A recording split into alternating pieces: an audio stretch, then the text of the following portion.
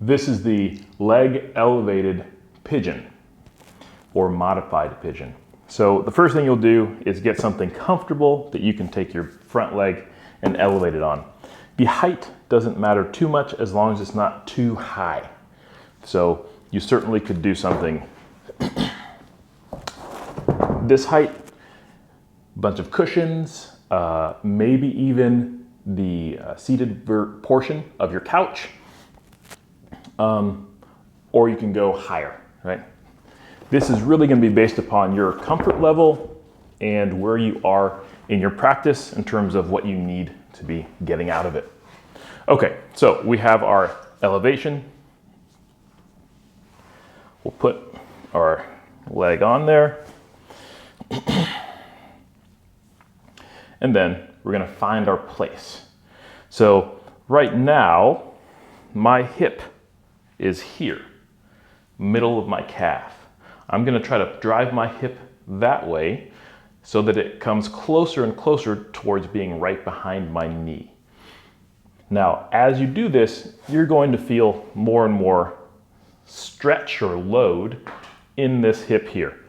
You only go as far as you can in this position as you are.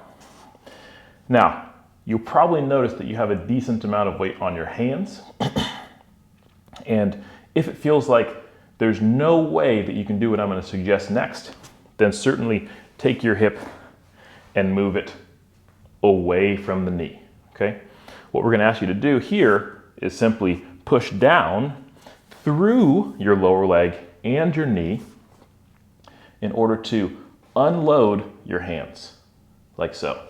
As you do so and unload your hands, you're going to get more stretch here. So if I were to take myself, move my hip over so it's closer to being directly behind this knee, whew, that adds a little bit already. Then I'm going to push down in order to take weight off of the hands. Now, it's very important that that is the order you do it in. Don't try to lift your hands.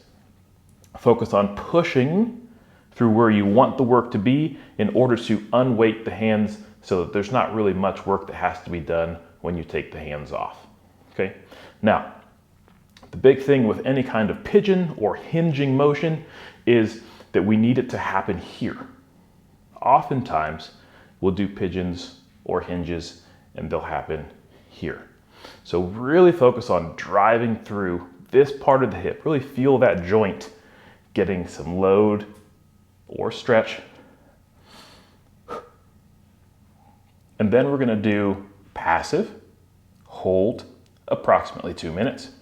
The work from here is going to be some active little pulses where you're driving down more actively through this lower leg and knee in order to load this hip.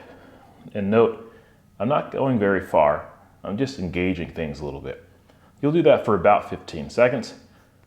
Then you'll try to sink deeper into that passive stretch for about 15 seconds and then repeat. You'll do this for the recommended time and reps in your training plan. Give that a go.